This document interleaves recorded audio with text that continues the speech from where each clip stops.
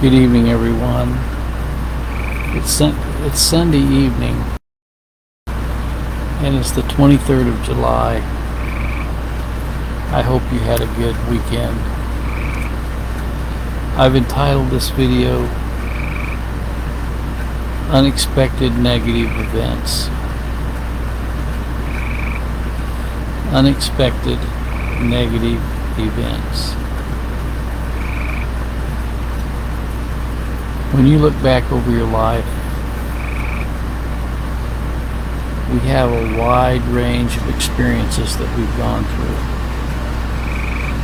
We have positive things going on in our lives. We have surprises. We see things that we're amazed about. But we also have unexpected negative events. And the question that I have for us all, including myself, is how do we respond to these unexpected negative events in our lives? Do we deny that they happened? Do we bury our head in the sand and pretend they didn't happen? Or do we face them squarely and try to resolve them as best we can? Well, first of all, we have to recognize where these negative events came from. Where do these negative events come from? There's a word we often use when we're talking about things that happen in our life, and we call it the providence of God. What is the definition of providence? Well, usually providence is viewed in a meaning that it is the protective care of God.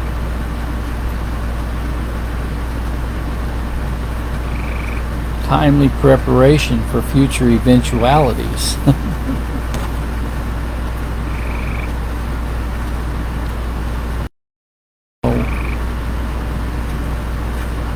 All of providence is not positive. There's also negative events that happen in our life that we have absolutely no control over. And we have to realize that we can't change them, no matter how hard we try. Some things are just beyond our control. The Bible tells us that the bounds of our habitation is in His control. Well, if the bounds of our habitation are in control, that means everything else is in His control, does it not?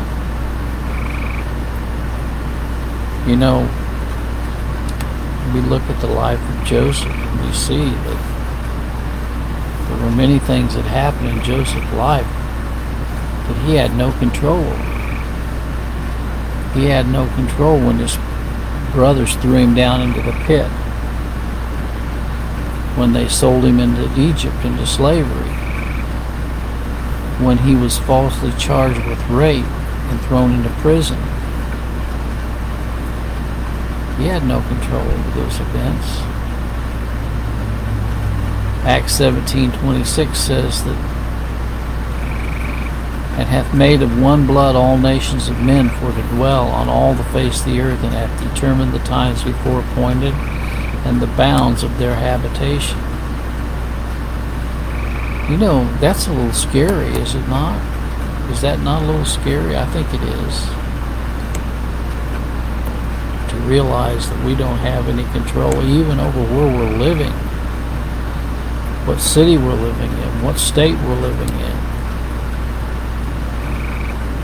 what county we're living in. We have no control over that. He's over the bounds of our habitation.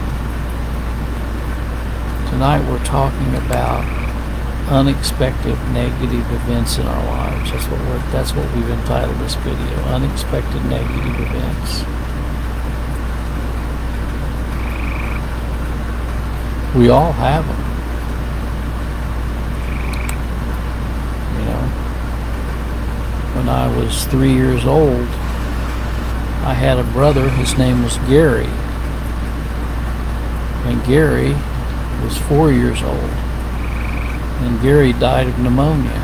I had no control over the fact that I wouldn't continue to have Gary as a brother. When I was 17 years old, my brother Dale, at 19, died in a car wreck. I had no control over whether Dale would live or die. About 5 years ago, my mother and father both died. I had no control whether they continued to live or not. About 3 or 4 weeks ago, I lost a dog that had been with me for like 17 years or whatever. I had no control over whether Tulip was going to live or die. You know? And I remember, about 4 years ago, I was having problems with my overall metabolism and blood sugars and stuff, and I had a problem with falling. I would get dizzy and I would fall. You know, there are many things that we don't have control over. You say, well, why are you talking about this subject? Because I want to let you know that there's certain things that are beyond our control. We're living in a world where they try to teach you that you can control every aspect of your life. You can control your finances. You can control your where you live. You can control, who you marry, how many children you have. Control your career. Control where you go to college. Control where you, what social activities you participate in. All of that is in your control. That's what they teach. And by careful planning, I'm here to tell you that you can't control those things. You can't control those things. I recently saw a video of Abdul-Jabbar, the famous basketball player, and he has some rare disease now having to do with his heart. And here he was, one of the most famous athletes of all time, and now he's struggling with heart ailments. I've relayed this before. I grew up with a fellow, his name was Charlie Parsons. Charlie Parsons was very athletic, and he would go on these long races, and he was very athletic. And he died when he was about 65 years old of cancer. He was a chiropractor. He was into all kind of alternative forms of medicine and stuff like that. But that didn't make him live any longer. He died young.